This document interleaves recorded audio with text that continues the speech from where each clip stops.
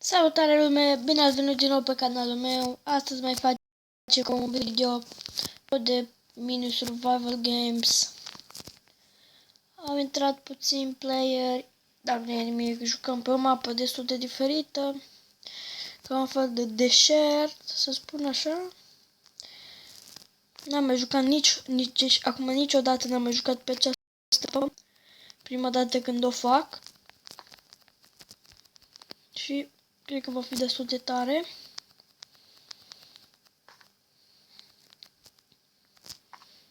Și o să intru din ce în ce mai mulți playeri. Într-un minut începe bătălia. Și mai sunt încă doar 30 de secunde. S-au mai băgat playeri. După mine. De ce are asta iteme pe el? Ciudat. Și acela. Ce se întâmplă? Ok, niciodată nu o să iau pe mijloc. Go. Așa fac că niciodată nu o să iau pe mijloc. Că nu-mi place pe mijloc. Gata să mor și... Asta e partea care o urăsc. Cred că pe aici ar trebui să o luăm cumva prin copacii ăștia sau crengile astea. Nu știu cum să mă exprim mai bine, că nu știu ce sunt.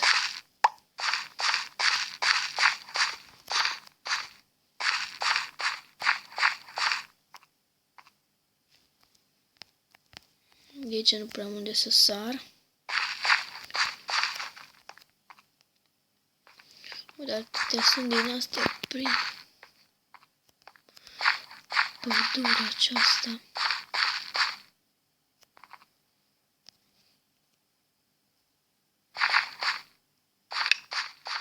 Da, și în 6 minute începe bătălia, dar nu e bai.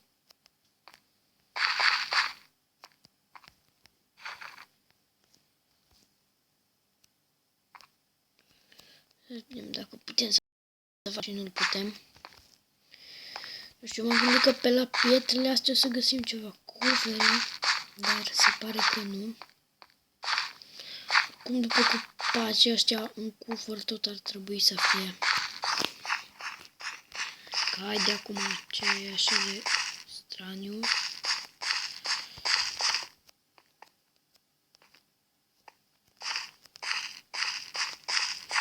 Și nu dau de niciun cufăr din ăsta.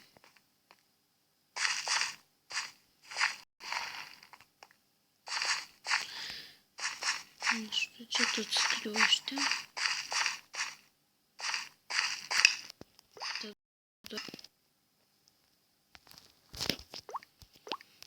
Și a mie nu-mi plăcea cum se aude. Poate vă deranja și pe voi. Oh, unde merge? Păi ce ar trebui să fie un cufăr? Presimt asta. Și nu o groapă, cum am spus.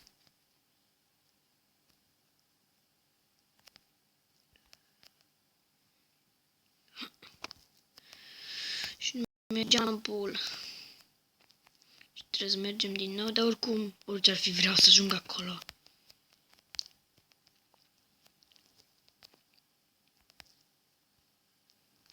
Oh.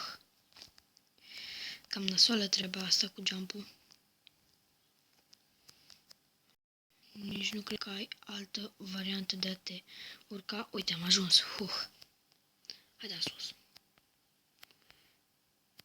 Aici e un crafting pe bune. Am urcat până aici sus pentru un crafting. Oh my fucking gods. Nu cred. Adică doar unul și nici măcar nu-i cufăr. Cam nasol. Mă duc încolo că se termină mapa. Și acolo o să luăm pe undeva. Oricum, chiar și dacă am sta aici, o să murim de foame, că nu mai avem multe. Cum ar fi bine că nici nu ne-ar găsi prea multă lume, dar ar trebui acum să coborăm.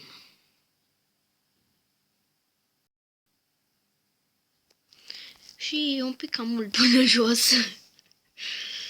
Să vedem pe unde am putea să coborâm. Scuzați, am uitat să a pornit. Îmi pare rău. O luăm tot pe aici. Și eu aș spune să mă duc direct pe undeva prin mijloc. Nu mai are rost să mai stau tot mai mult, că mi se scade tot mai mult mâncarea. Nu o să mai pun nici să alerg și oricum meciul ăsta îl văd deja pierdut. Pentru că n-am mâncare. Dacă aș avea măcar un pic de mâncare, aș mai spune. Da, oricum. Ce-am dat aici? Și acolo unde? Cum ajungem acolo sus? Oricum, chiar că nu știu mapa, și este și un dezavantaj pentru mine, dar mie în fine. În 3 minute începe bătălia finală.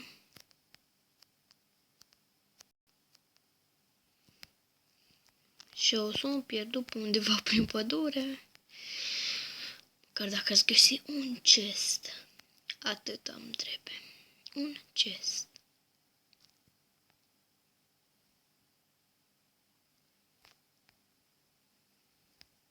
Ce aici?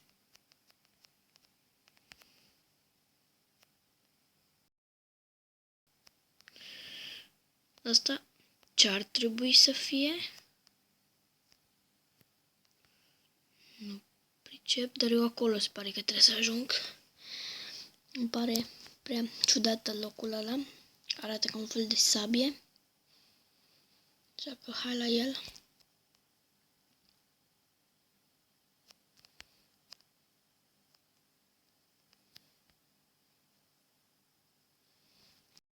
Nu. Și în 2 minute începe bătălia și tot pierdut prin pădure sunt. Dar nu e bai, o să murim de foame.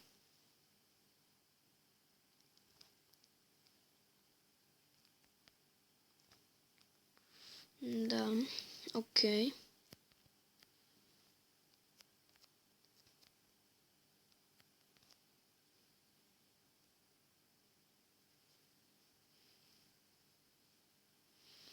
Se pare că am putea să câștigăm meciul, că la mulți nu mai au mâncare și scrie că el este foarte foame.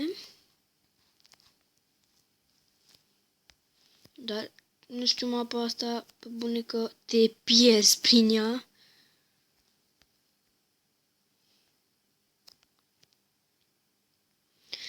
Într-un minut începe bătălia și eu încă tot nu am mâncare, n-am găsit niciun chest. Dar nu-i problemă că poate o să moară alții. Poate o să moară alții și în sfârșit o să câștig și un meci. Să știți că chiar și pe acest joc, chiar și dacă vă gândiți că e pe Android, chiar și aici pot fi mulți hackeri. Deci să nu vă gândiți că eu pierd doar așa. Da, nici eu nu știu prea bine Minecraft, dar în fine.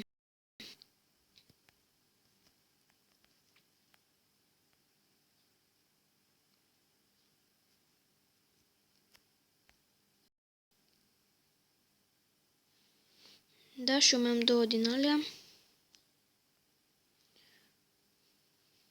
3.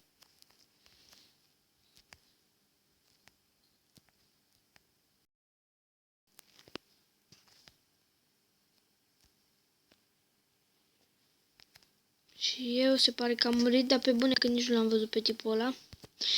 Oricum, tura asta am fost cel mai aproape de câștig. Am mai rămas doar eu cu unul și mă bucur. Eu am fost Deiu.